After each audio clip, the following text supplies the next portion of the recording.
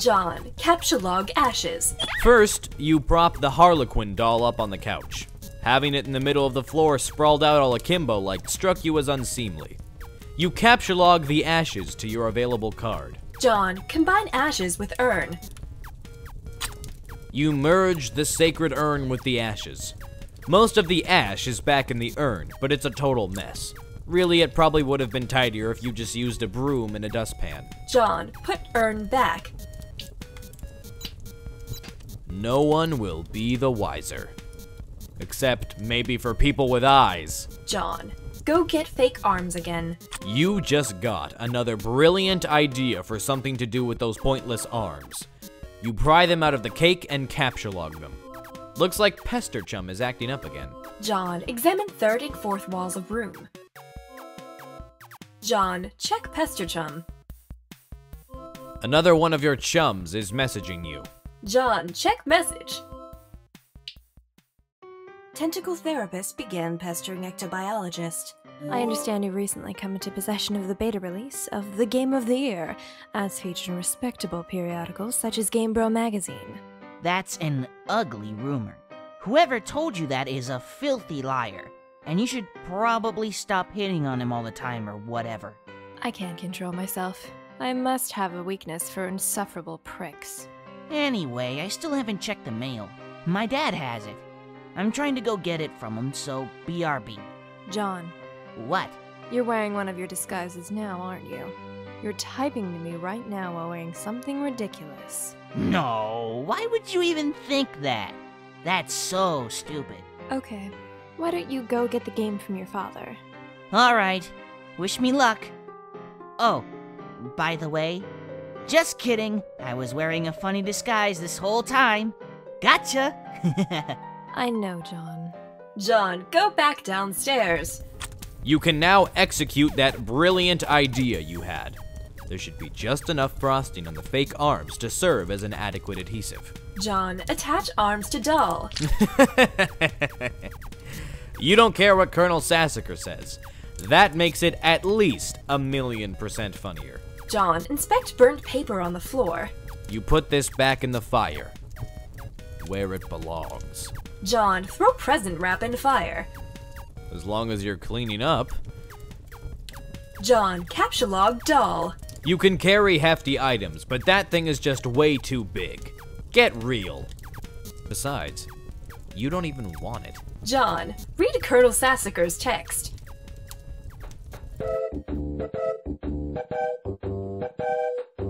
Hells bells, we are having a mighty sporting time of it.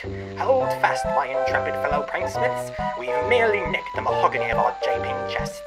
If I may direct the incisive ogle of your beagle puss to the wriggling regency of rubber bugs, plastic parasites, squirming serpents, pliable pests, and every such order and phyla of creepy crawly.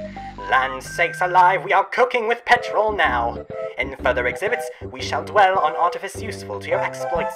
Is your pappy's rod and reel handy? What about a bit of iron cord? It should prove elusive. Bring those writhing rascals to life, and set the nerves of some old maid to the wreck of Hesperus. Do you have a bothersome aunt who never seems troubled to find ways with your sunny afternoons? A broad splintery fence? A bucket of whitewash, perhaps? By gum, you'll fix her wagon. And what of that tawny gent who puts his lackadaisical lean near the sarsaparilla font? You'll have that listless octoroon find the spring in his step just yet.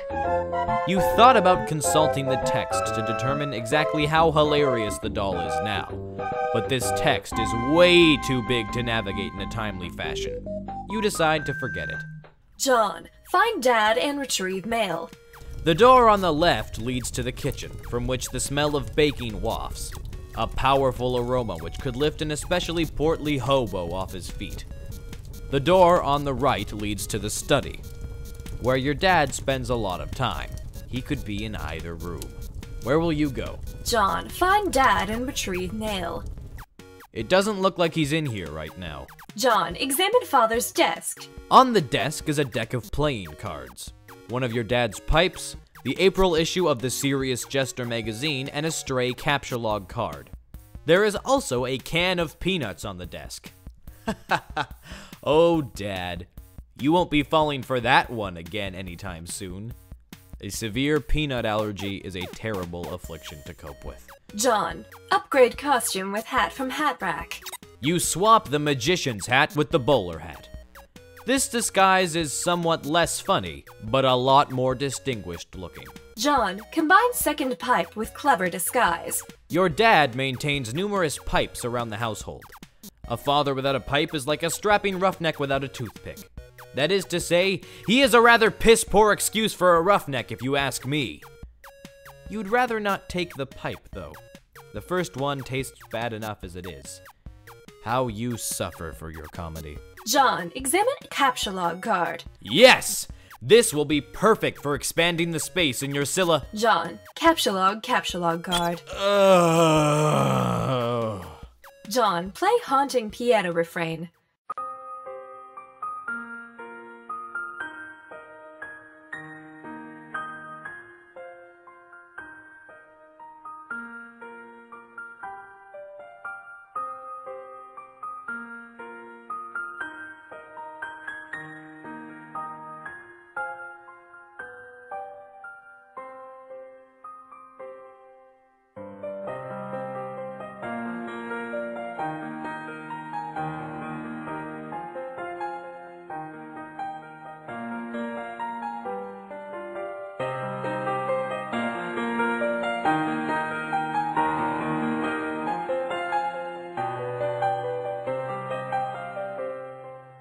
John, play 52 Pickup. You play the prankster's favorite card game, even though you are alone in the room, thus rendering it an especially foolish version of solitaire.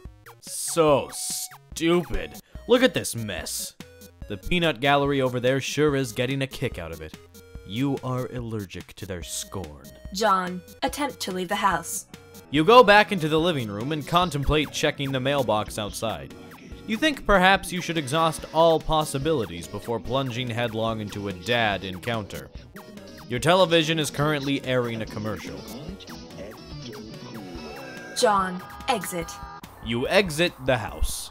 John, check mail. Predictably, the mailbox is empty. You have already been scooped by your father.